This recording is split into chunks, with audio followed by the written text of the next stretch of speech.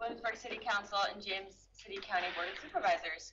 And with that, meeting of the Williamsburg-James City, I call this meeting of the Williamsburg-James City County School Board to order. Dollar, will you take the roll, please? Dr. Cavazos. Present. Ms. Chen. Present. Mrs. Donner. Present. Mr. Hosang. Here. Mr. Riffle. And Mrs. Ortego. Here. Mr. Riffle's present. Thank you. And can I have a motion to allow Mrs. Hundley to join us via electronic communication? Madam School Board Chair, I move to allow Mrs. Hundley to join us by Zoom. Do I have a second? Dr. Cavazos, thank you. Mrs. Dollar, are you ready? Mrs. Donner. Aye. Mr. Hosang. Aye. Mr. Riffle. Aye. Dr. Cavazos. Aye. Ms. Chen. Aye. Mrs. Ortego. Aye. Well, yeah, thank you. Good morning, everyone. Welcome to the Stryker Center here in the city of Williamsburg. May I have, let's see, I got to call the roll. Ms. McKay, would you call the roll? Mayor Pons. Here. Vice Mayor Dent. Here. Ms. Ramsey. Here. Mr. Rogers. Here. Ms. Frontier. Here. Thank you. Ms. Larson? I call this joint meeting to order for the Board of Supervisors. Mr. Stevens, could you call the roll? Ms. Knoll? Excellent. Mr. Hippel? Here. Mr. McGlennon? Here. Ms. Weishaus? Here. Ms. Larson? Here. All right. Well, I will turn it right over to our superintendent, Dr. Aaron, to present the budget. Thank you very much indeed. Good morning, everyone. And good morning, Chair Larson, Board of Supervisors, Mayor Pons, City Council members, and school board members. This morning, we're delighted to present the superintendent's proposed budget, which supports over 11,300 students, 395 pre-K students, 16 schools, and almost 2,000 employees. Thank you so much for your continued consistent investment in our schools. Currently, James City County and the City of Williamsburg collectively fund 61% of the operating budget for schools. WJCC Schools receives 29% of its funding from the state, just over 9% in state sales tax, and federal funding accounts for less than 0.5% of the annual operating budget. The fiscal year 25 proposed budget is aligned with the goals of the strategic plan, Elevate Beyond Excellence. Our priorities include teaching and learning and meeting the needs of all students, safety and security, and employee compensation. Our greatest resource is, of course, our people. Retaining our excellent employees and attracting new employees remains a very high priority. Therefore, in alignment with Strategic Goal 5, the largest proposed increase in the budget is for compensation. To remain competitive in the region and be fully staffed, a substantial increase in compensation is essential. The budget also sustains our investment in quality health insurance. Currently, 26% of the operating budget is allocated to employee benefits. 19.7 million directly supports health insurance. For each full-time employee who elects family coverage, WJCC contributes $21,000 per year. The school division continues to pay 70% of the cost of benefits and is comparable to other divisions in this regard. About 70% of our employees elect to take in health insurance through WJCC schools. Of note, a salary increase impacts 100% of our staff and has the impact on retirement for years to come. The budget proposal is informed by data, and several senior staff will present data to support our needs this morning.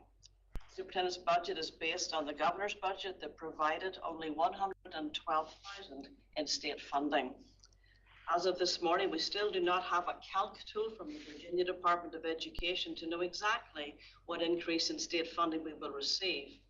In the final slide today, Ms. Ewan will talk about an estimate of increased state funding and potential amendments to this budget that the school board is considering based on increased state funding.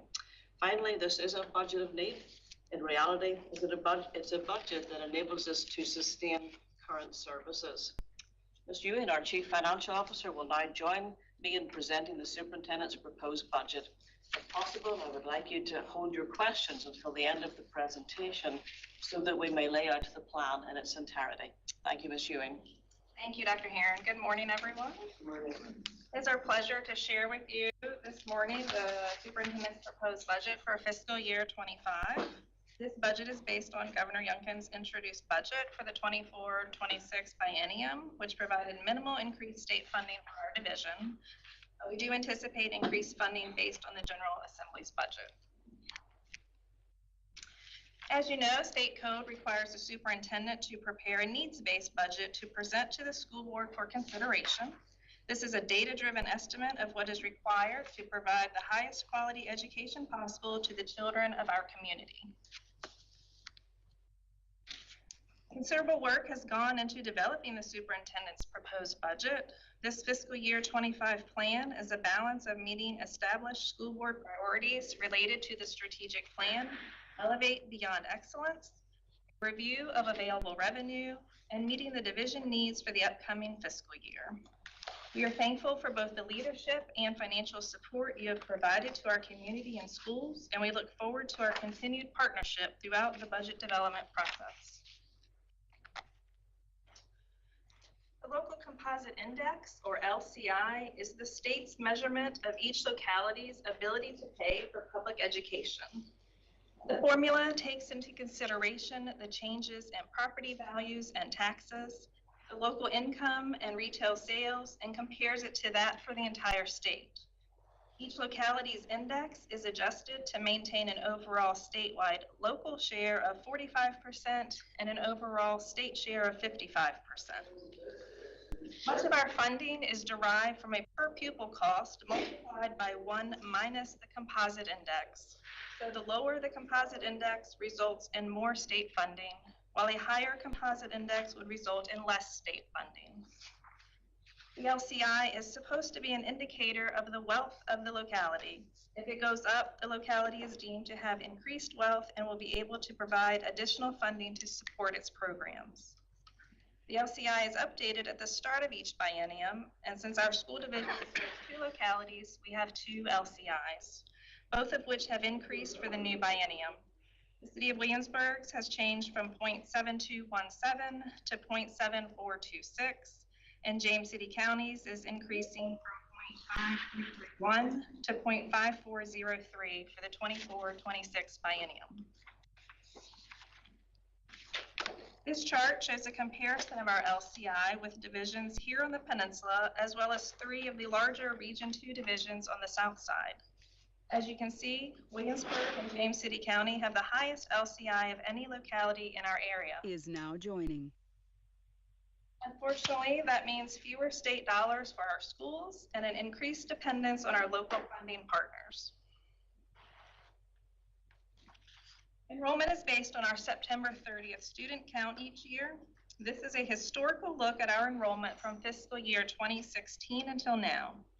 We had a steady increase in enrollment through fiscal year 2018, then enrollment leveled off for a couple of years at approximately 11,450 prior to the COVID-19 pandemic. We saw a decline in enrollment in fiscal year 21 to 10,858 due to the pandemic, but we've increased for a couple of years and are now up to 11,324.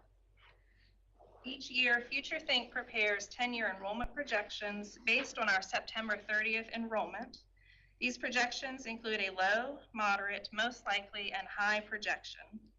Next year's projection ranges from a low of 11,224 to a high of 11,537. For many years, we have used the low projection to develop our operating budget. We have developed the budget again based on our current year enrollment as of September 30th.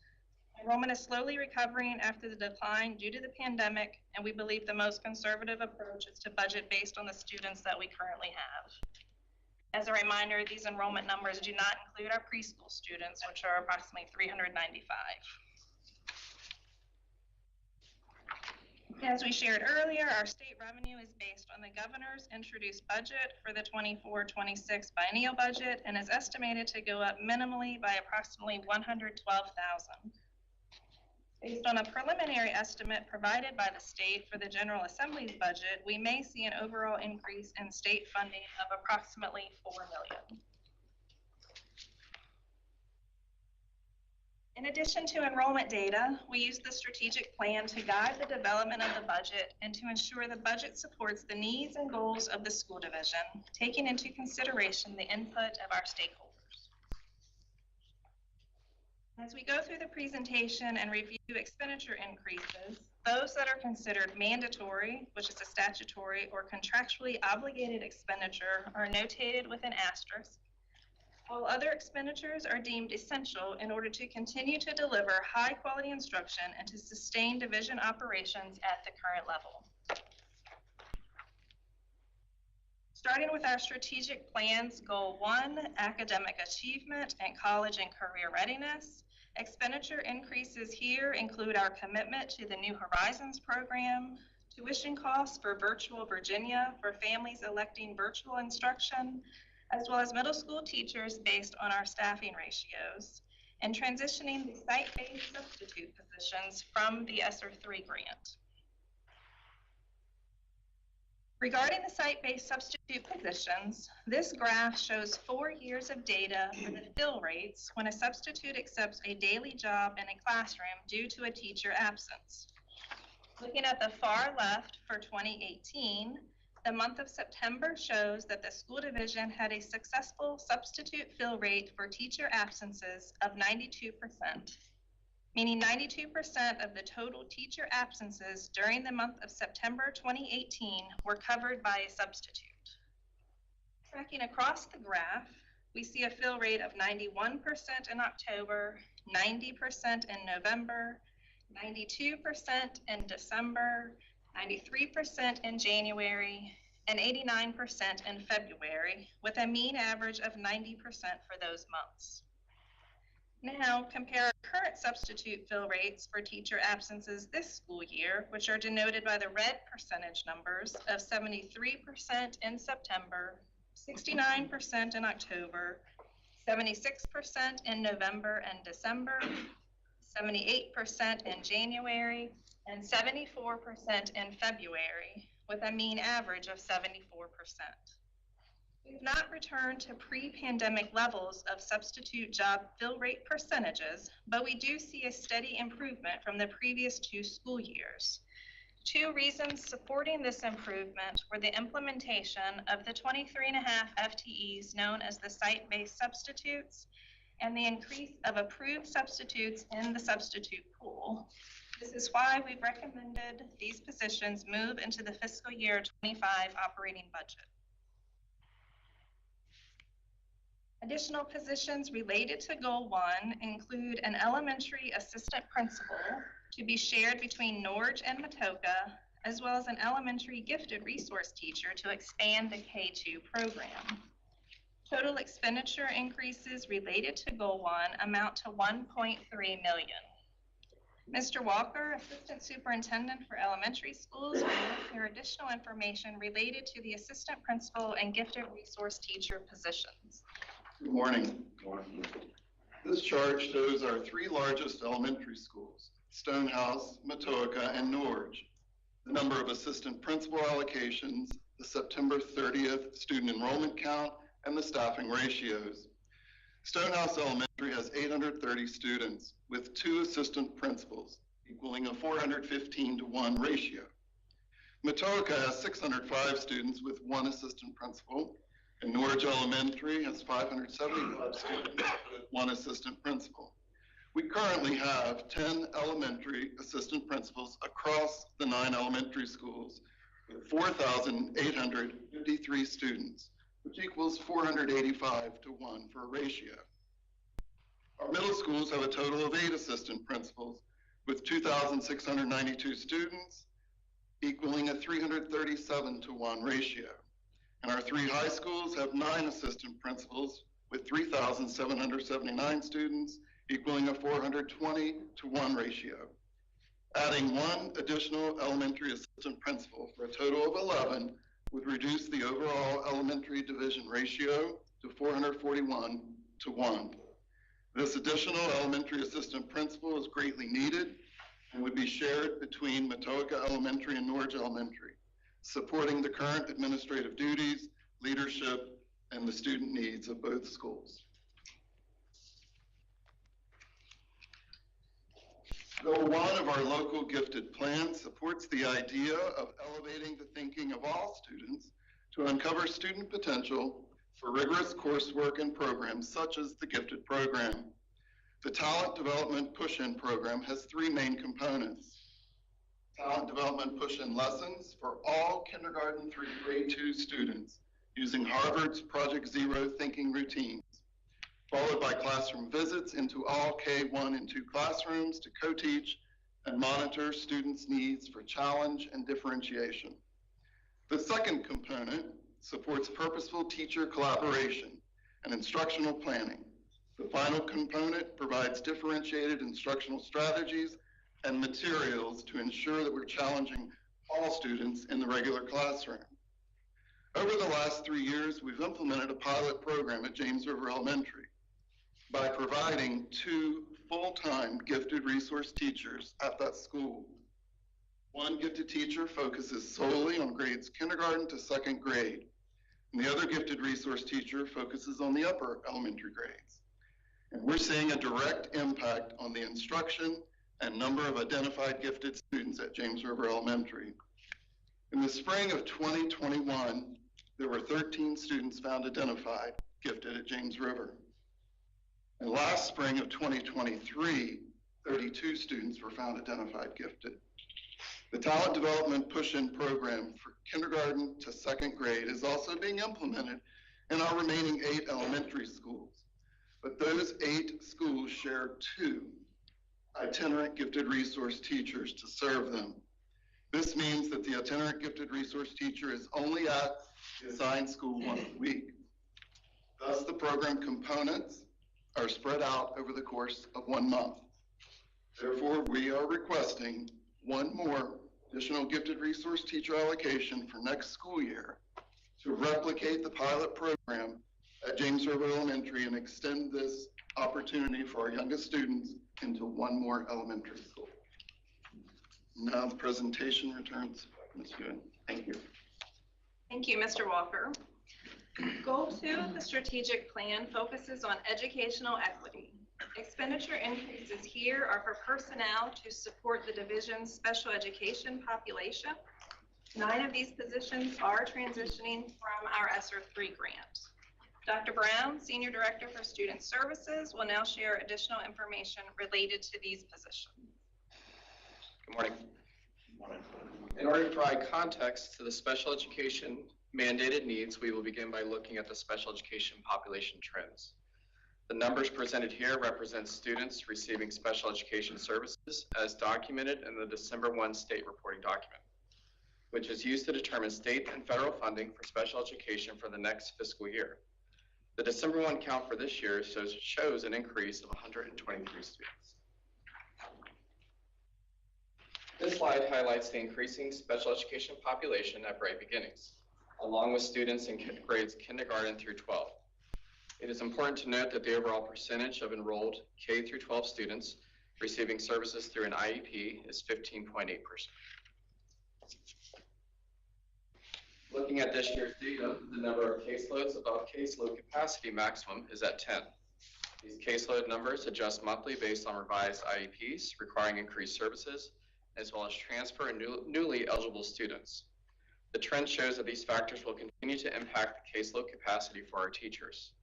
The Department of Special Education will continue to monitor enrollment and caseloads through the 2nd semester. This graph shows the 5-year history of our special education expenditures and the funding source. The light green area of each column represents the amount of federal funding, which is approximately 10%. The dark blue represents the amount of state funding, which is approximately 20%. And the purple represents the amount of local funding, which is approximately 70%. For fiscal year 23, the amount of state and federal funding was $7.9 million, and the amount of local funding was $16.9 million. Special education staffing needs continue to grow. This year, the equivalent of 3 teacher FTEs were transferred over to our operating budget from our 6B grant. Additionally, 5 teacher FTEs were created within our ESSER grant to support the opening of a self-contained classroom at 2 elementary schools and 1 middle school, along with the creation of a teaching position within our restorative center. 4 special education teacher assistant positions were initially proposed in last year's preliminary budget, but were maintained in the ESSER grant. Additionally, related to Goal 2 is the transition of the 4 restorative center positions from the ESSER 3 grant to continue offering that program next year. Total expenditure increases related to Goal 2 amount to $876,000. At this time, 4 additional positions originally slated to support the opening of the Reset program, which is housed under the restorative center, is not being proposed in this budget at this time. The WJCC Restorative Center, the newest addition to the division's non-traditional programs, began a phased-in opening during the first semester of the current school year. The Refocus program, the first of 2 in the Restorative Center, provided services to 28 students who are not meeting success in their comprehensive settings due to social, emotional, or behavioral needs. Students in the Refocus program remain in the program for an average of 9 weeks before beginning an intentional transition back to their own schools. These students are followed by staff from the Restorative Center for 6 to 8 weeks upon their return to the comprehensive setting with additional support as needed.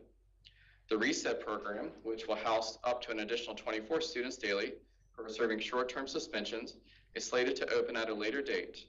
This program will provide academic and behavioral support to students during their suspension. And at this time, I'll turn it over to Ms. Ewing. Thank you, Dr. Brown. Goal 3 of the division's strategic plan is related to communication and engagement. We have included a part-time bilingual liaison specialist to support our growing population of Spanish-speaking families under this goal. Ms. Wall, Strategic Communications Officer, will share some additional information related to this position. Thank you and good morning. WJCC Schools currently employs 1 bilingual liaison specialist, Mr. Rivas. His responsibilities are wide and varied as he supports families across all levels and all needs. While the data displayed here is not meant to indicate that Mr. Rivas supports each one of these families and their students, it does illustrate how the Hispanic, English learner, and students with disabilities populations have grown over recent years, which does correlate with the populations that Mr. Rivas most frequently serves. In looking at one specific function of the job instead of the population served, consider new student registrations. From the second day of school to October 23rd, 2022, WJCC Schools registered 186 new students, 26 of whom identified Spanish as their home language. Over the same period in 2023, WJCC Schools registered 280 students, 42 of whom identified Spanish as their home language. While the proportion of Spanish-speaking families to the whole remains roughly the same, this workload is, in supporting Spanish-speaking registrants is carried by 1 staff member versus general registration spread across all building registrars. And registration may feel like a task typically contained to the summer and early fall, but realistically, we have families moving to our division year-round. Since the week before winter break to mid-January, 22 new Spanish-speaking student registrations were processed or pending. And in February, 27 new Spanish-speaking student registrations were processed. While no 2 days are identical, they are always full for Mr. Rivas. In a recent 3-week sample of his schedule, he averaged about 55 hours of work per week. Nearly half of this time in this 3-week window was spent in meetings with students and families, and that includes IEP meetings, student support, and registration. He tallied an average of 50 daily phone calls or text interactions to support families and staff. And to meet the demand of family needs, we've brought on additional support at 9 hours per week during William & Mary's academic year. Combined, the work of Mr. Rivas and our contracted support person already span the equivalent of 1.5 positions. Adding a part-time bilingual liaison specialist is critical in continuing to meet the mandated and essential needs of our students and the community. Thank you, Ms. Wall. The safety and security of students and staff remain a priority as seen in Goal 4. Expenditure increases here amount to approximately $310,000. The budget proposal includes funding for a portion of the elementary school security officers, with the remaining funding for the 9 positions coming from approved fiscal year 22 year-end spending funds for safety and security. Also included here is a War Hill security officer that is transitioning from the ESSER 3 grant. We have submitted our application for continued grant funding for the elementary school security officers, but will not know until later this spring if funding. This slide shares data on high school security staffing in our surrounding school divisions. Reading the slide from left to right, you will see the name of the school division and total enrollment for the division, the average number of security officers supporting each high school, the estimated high school enrollment numbers, and the ratio for security officers to students.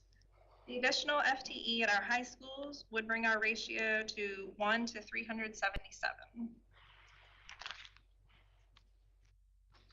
As a division, we continue to enhance best practice in all areas of our work, including the safety and security of our schools.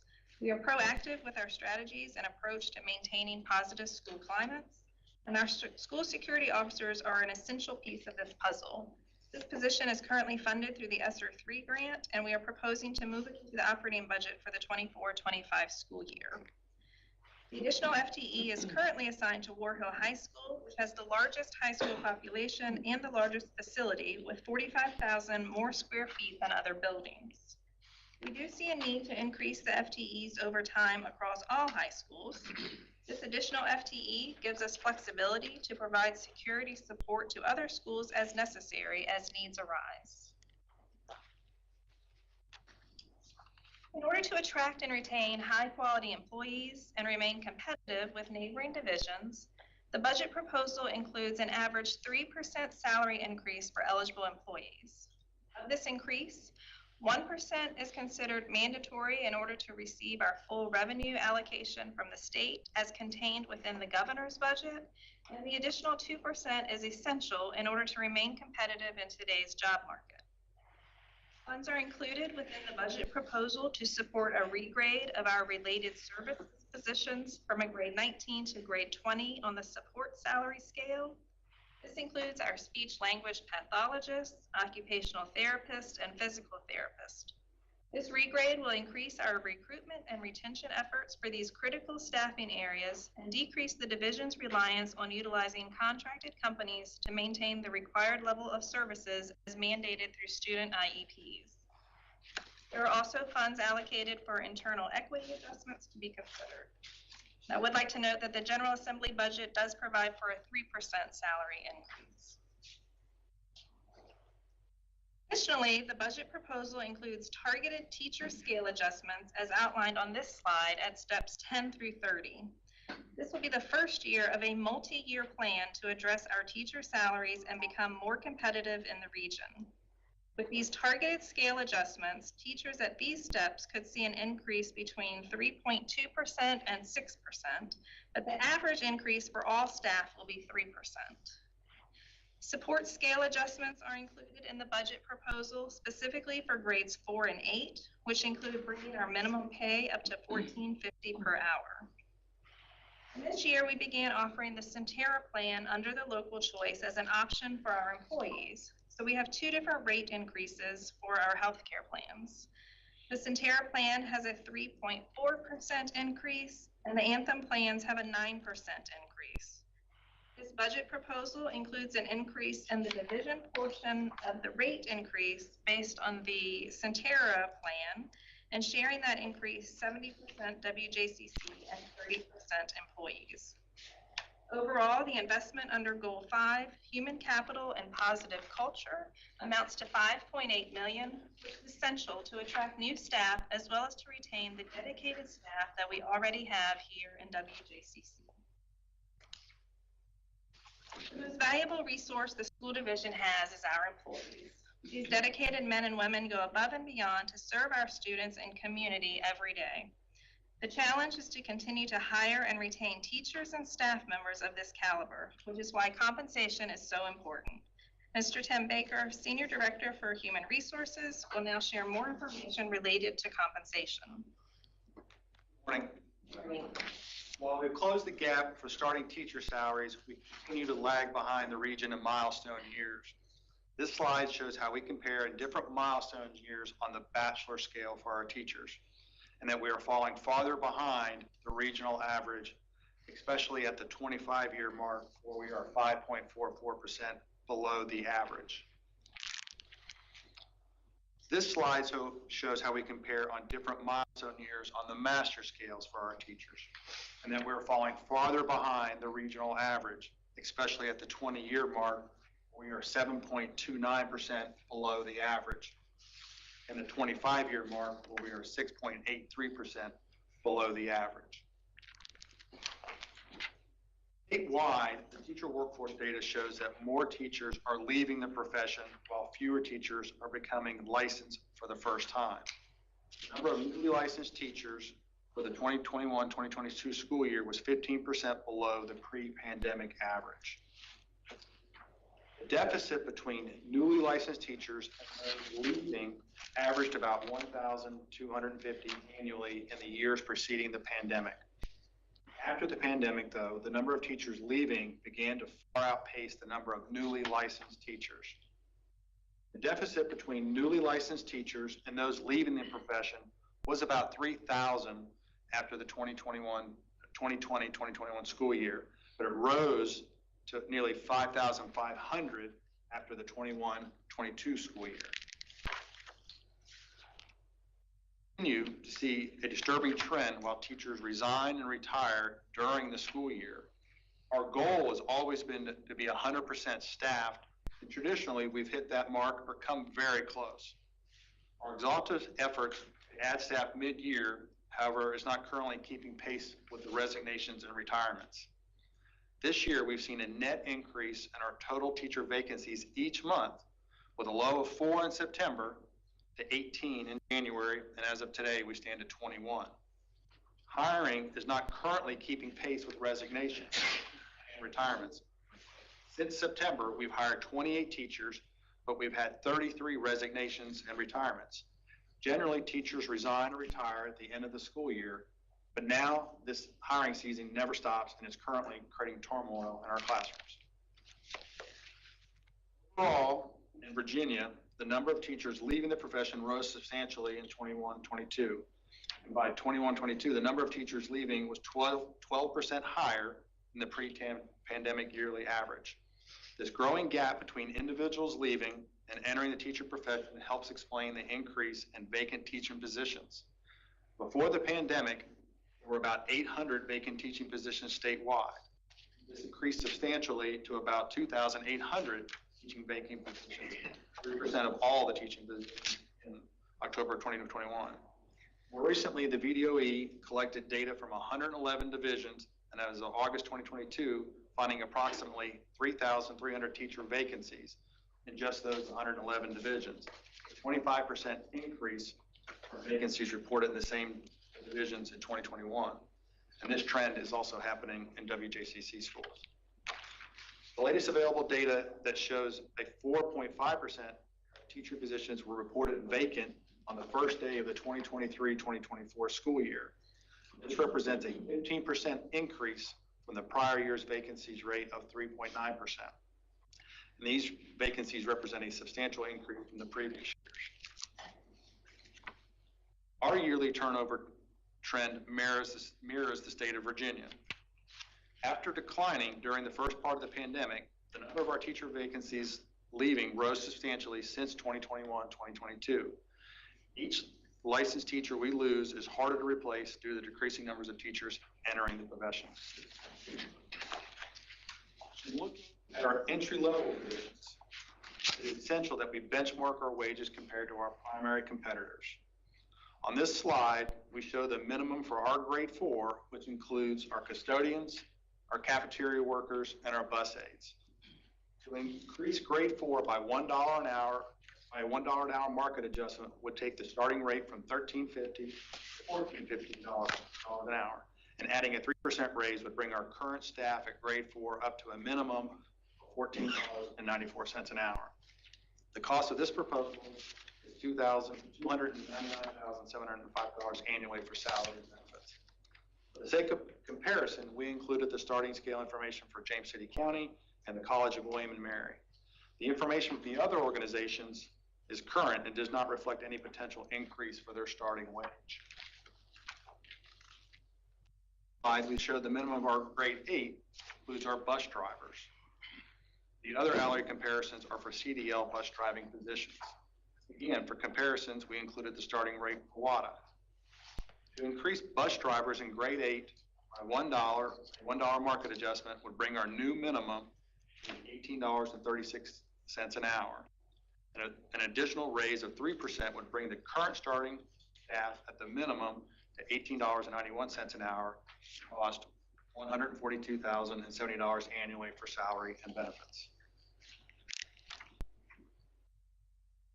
On this slide, we are comparing examples of what a potential 3% raise would look like alongside a proposed annual increase in healthcare cost in our Centera HMO plan, as well as our Key Advantage at $250 deductible plan with a 70-30 split based on the Centera premium increase. We've included 2 teacher examples at the beginning of the pay scale and one at the midpoint of the pay scale.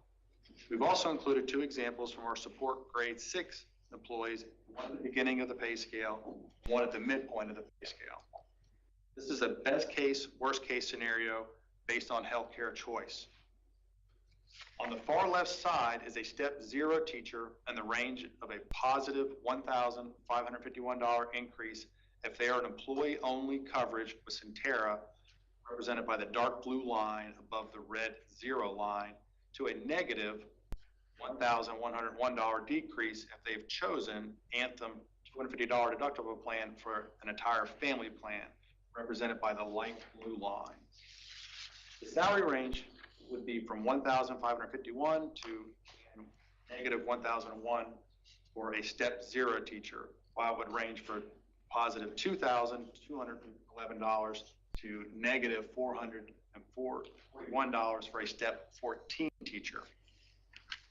The salary change for an entry grade level 6 employee would range from positive $478 to negative $2,174, and for a midpoint grade 6 employee would be from a positive $636 to a negative $2,016. On this slide, we look at a potential 4% raise with that same 70-30 split.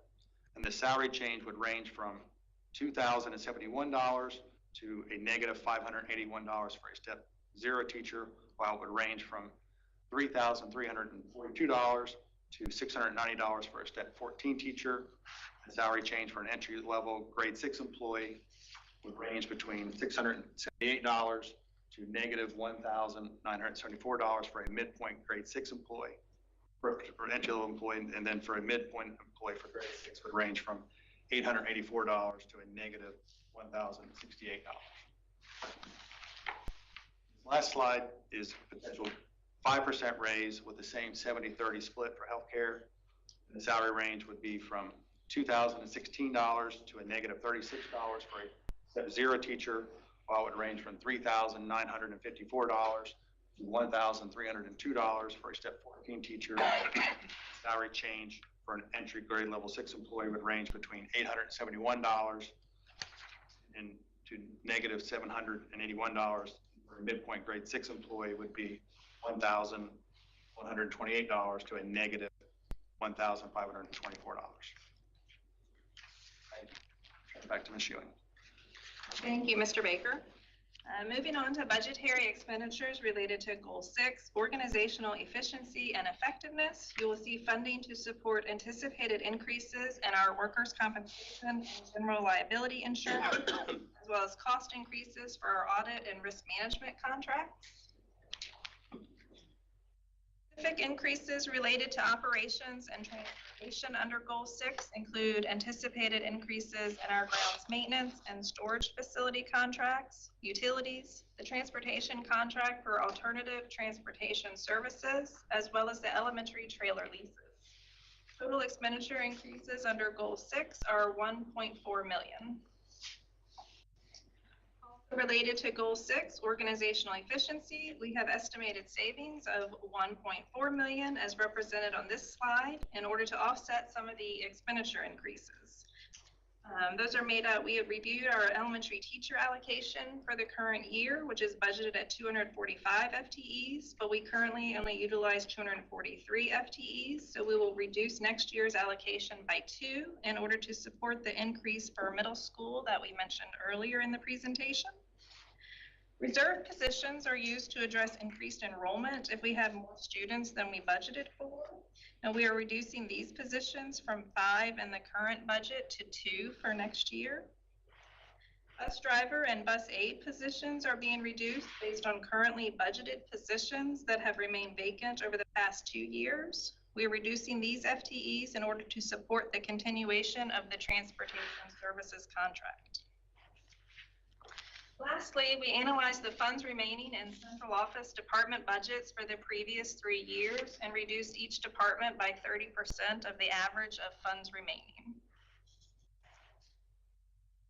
This graphic outlines that our focus is right where it should be, instruction. It represents our expenditures by functional area, and instruction makes up 73% of our total budget. Summary, our revenue increase, which is based on the governor's proposed amendment or proposed budget, and a small increase in our interest revenue is approximately $207,000. The expenditure increases amount to approximately $8.3 million, which results in a funding request to localities of approximately $8.1 million, which is a net increase of 7.9% over the current fiscal year. The school board will vote on the fiscal year 25 budget on Tuesday and are considering some adjustments to the superintendent's proposed budget. Those adjustments being considered include increasing the bilingual language specialist to full-time with an additional cost of $45,000. Another adjustment being considered is increasing salaries from 3% to a higher percentage, possibly between 4 and 5%, as well as a possible change to healthcare costs.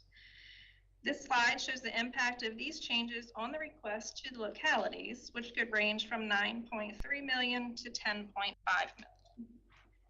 Lastly, while we do not have a budget calc tool for the General Assembly's budget, as I mentioned earlier, preliminary estimates have been provided to divisions, and it's possible we may get an additional $4 million in state funding. Some of the items included in that budget are a 3% salary increase, revised at-risk funding formula, revised staffing standards for English language learners, and restoring the grocery tax hold harmless funds. Additional state funding would reduce the amount requested of the localities. That concludes our formal presentation of the superintendent's proposed budget, and we'd be happy to answer any questions you may have. I'll open it up to the board for any questions.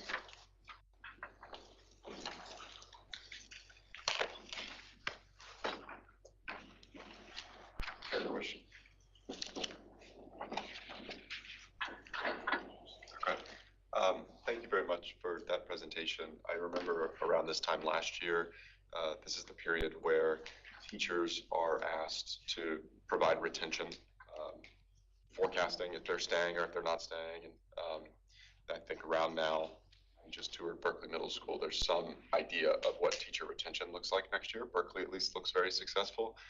Could you address, Dr. Aaron, the teacher retention as it's forecasted for next year from those surveys?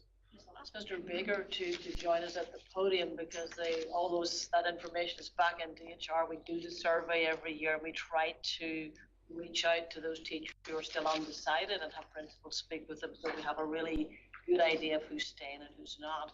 Mr. Baker, do you have an updated information? I think it's trending like it has in the recent past, more like in the 85% range. From my experience, usually after spring break, a lot of people change their decision to make different decisions. So it's trending about 85%. Which is normal. I mean, we wish it would be better, but it's typical of the last year or so. Thanks, Mr. Baker. While you're at the podium, if you may, help us understand, it may be obvious to some, but why are teachers retiring at such a high rate?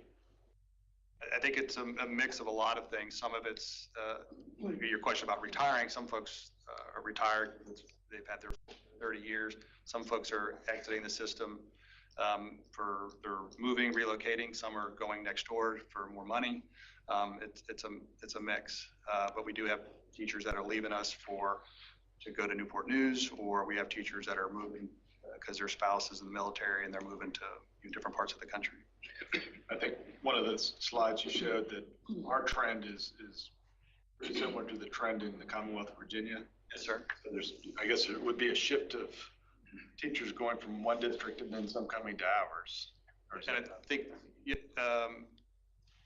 haven't seen as much of that as folks coming to us per se, but we do have folks who relocate here, some folks who are willing to come here, live in the community, and they have that desire to be here.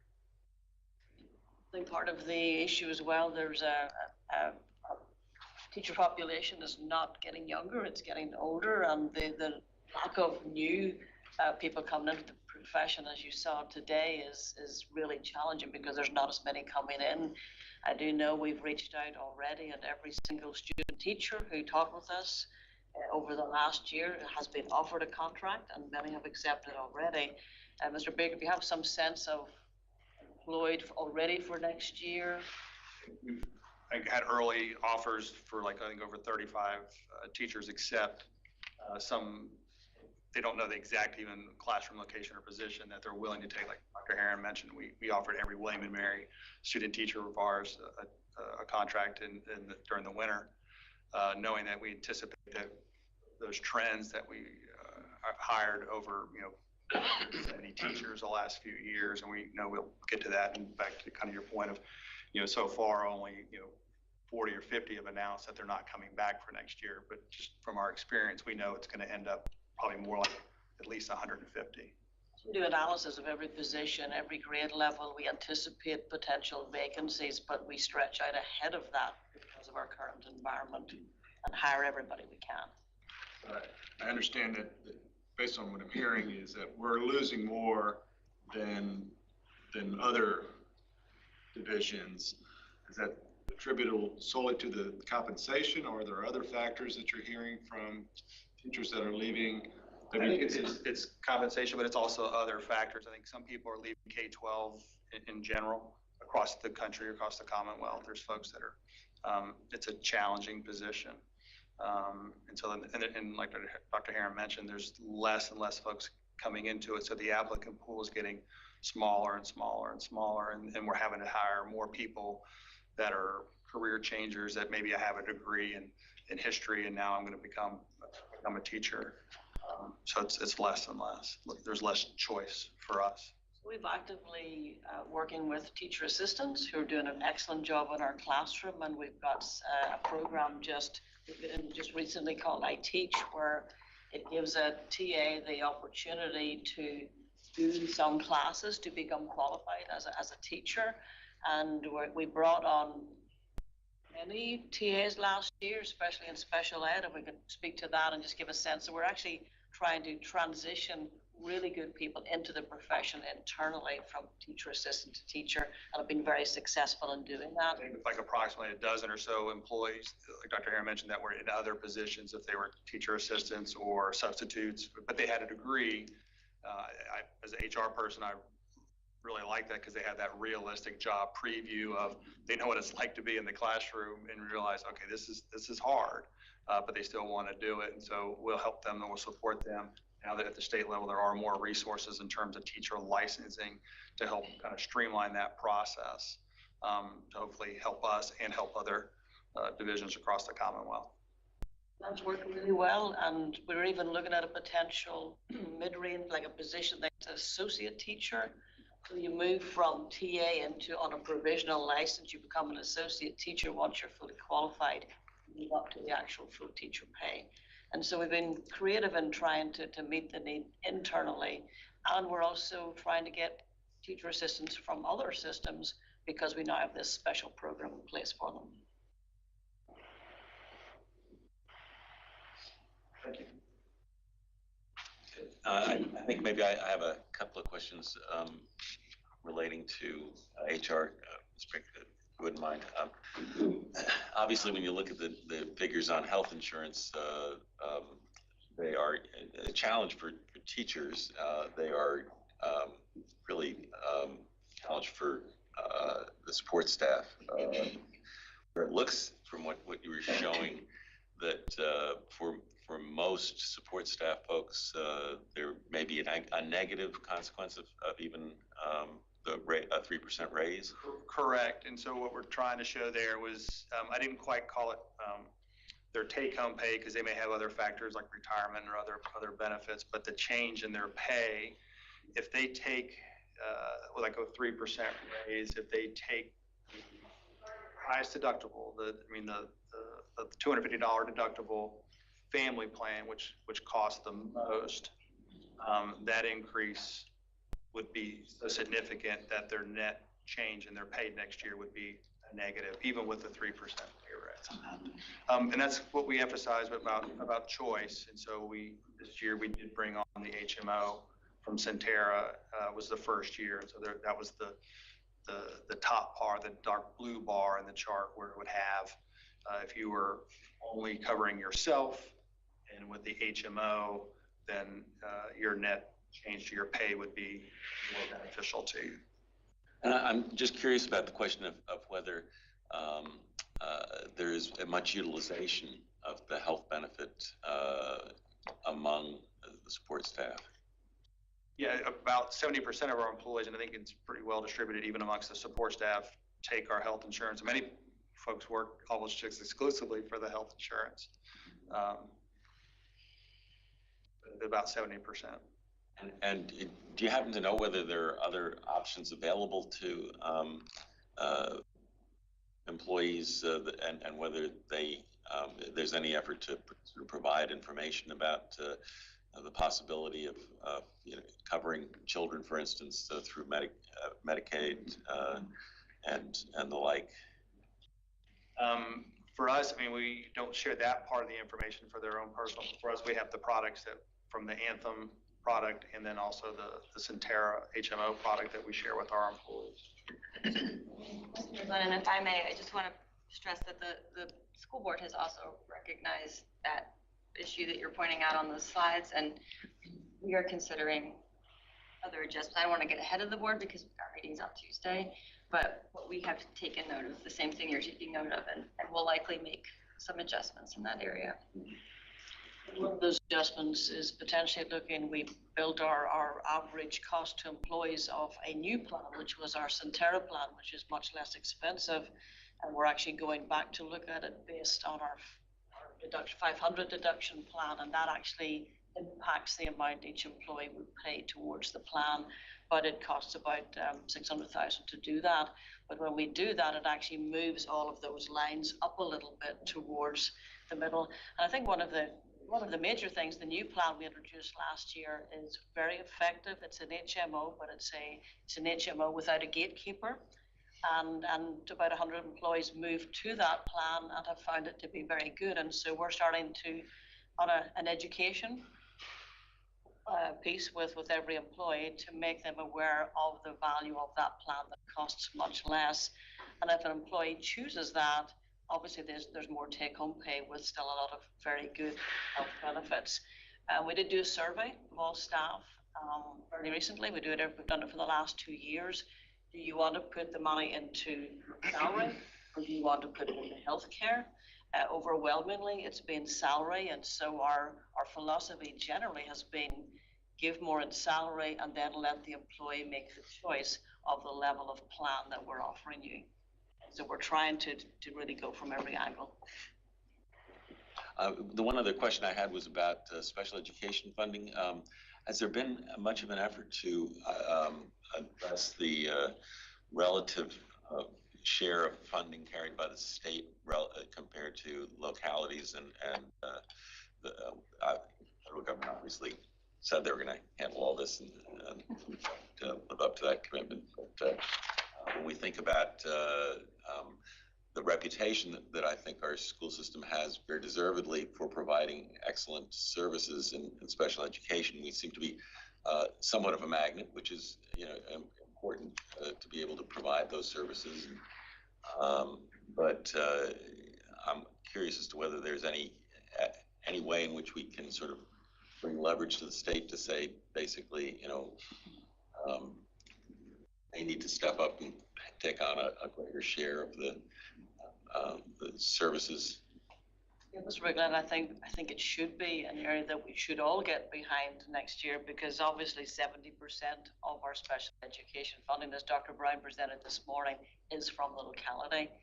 There's a lack of federal funds, there's a lack of state funds, and the increase in that budget is increasing every single year. And I think, Dr. Brown, you presented even our state funds, our title funds, they're used up completely, and now some of those positions are coming into the operating budget because the grant funds are not there. Do you want to speak to that?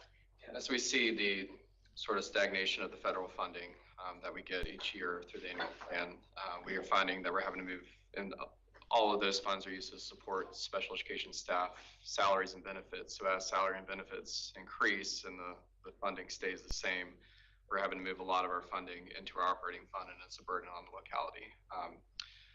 Any chance we get, we advocate at the state and federal level, and also through efforts like through our SEAC. We often talk about advocacy at the state and federal level at any chance we can get to help increase the funding we receive, because we are rightfully so obligated to provide services to anyone in our locality. So any increased funding from state and federal will be very much welcome. So, Thank you. I think what we're seeing here is the same thing we're seeing in James City County, and the same thing Williamsburg's seeing in the city, and the business communities are seeing the exact same thing. Trying to find people, trying to figure out how we're going to keep them, what we're going to do. And I think our biggest thing would be, as we're all struggling to go through this, because, you know, the top line, James City County would be about $9 million, all the funding for to come out. We thought it was about $7 million. Today we're looking at, if we go to the top line of everything, we're looking at about $9 million, our line share of it. And so, you know, with that, how do we do everything we're doing in James City County? And we just had an increase in, or maybe an increase in revenue for the assessments, because that all went up as well. And so we're getting pressure from the citizens as well as going, you know, you went up 21%, you went up 67%, but on average it's 21. And some of them went up higher, some of them were 15, 12, and that sort of thing. So, but we're getting pressure from I think our biggest thing is, and I've seen it in the past, where groups get in between us. We're all looking for the same thing. How do we keep our employees? How do we pay them what we need to pay them? How do we have the benefits in place? But also, how do we keep the taxes within a reason so we're not killing our residents out there at the same time? And that's a balancing act. And most of the time, we'll get groups that will come in between our groups, the three groups here. And you're not doing this for the teachers, and you're not doing this for this. And I don't think there's anybody in here that's not trying to do something and trying to move this needle further for the teachers and the children and instruction and our employees in the city, our employees in the county. And so we're all at tightening our belt, trying to figure out how do we cover all these. And more likely, we're not going to be able to cover everything.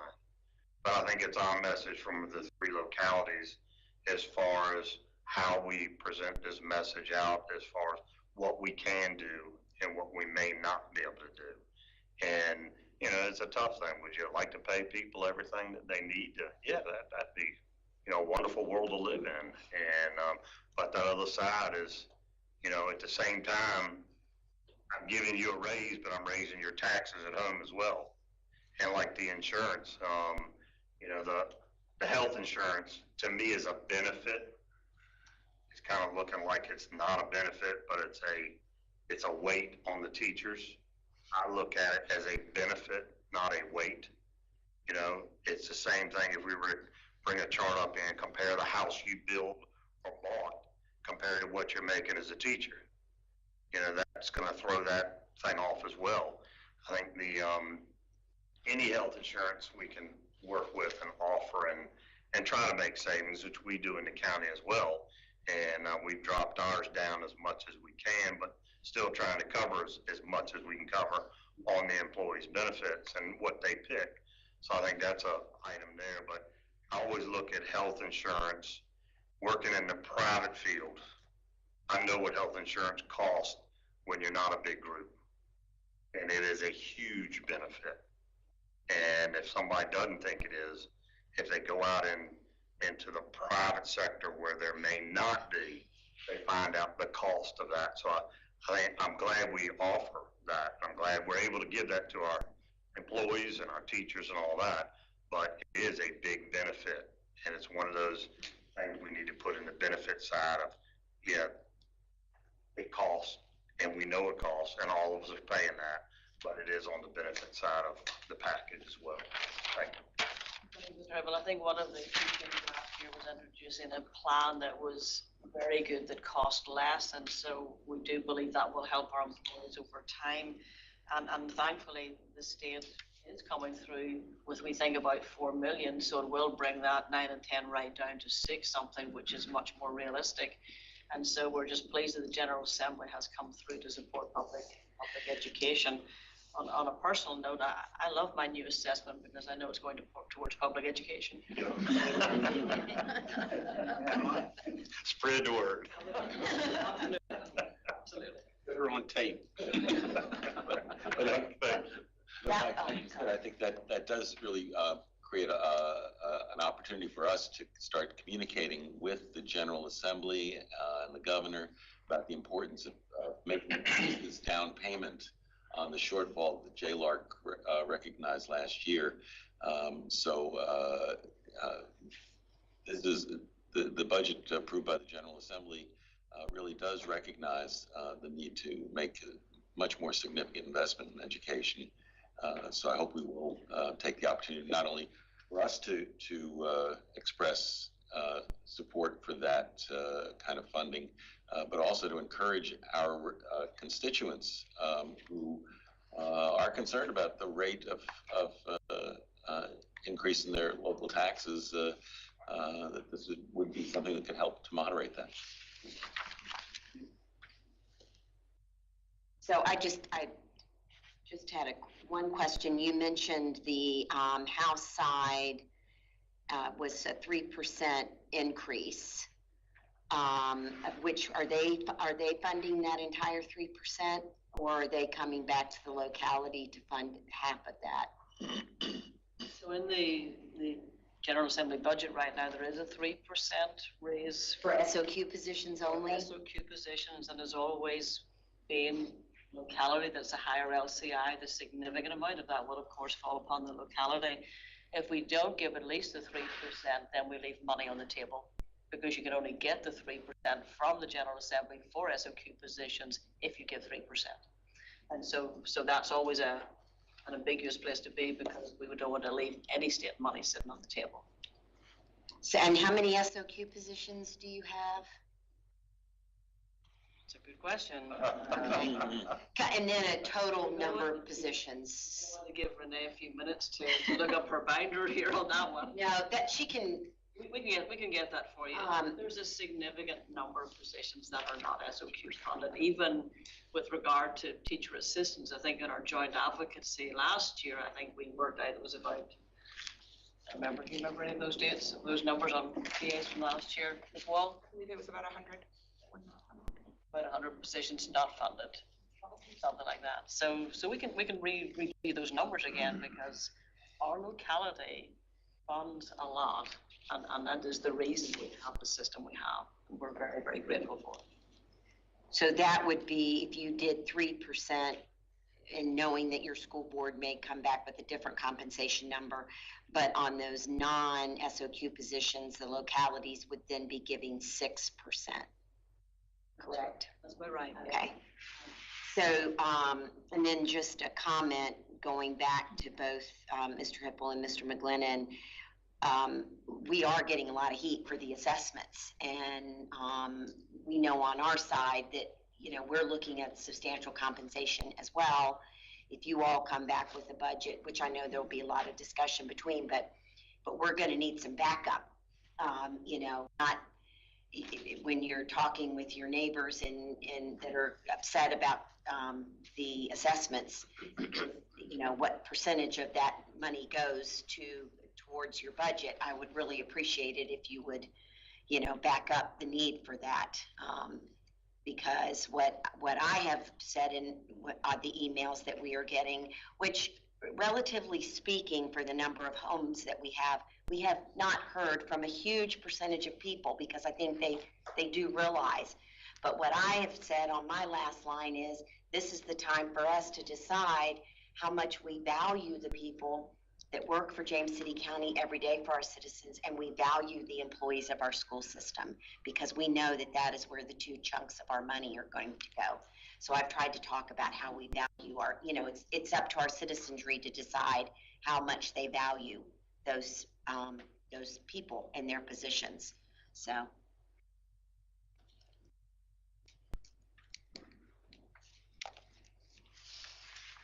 Any other questions or comments? For now? Well, thank you all for listening to the presentation and for being here and for asking very thoughtful questions. And with that, meeting of the Williamsburg James City County School Board is adjourned.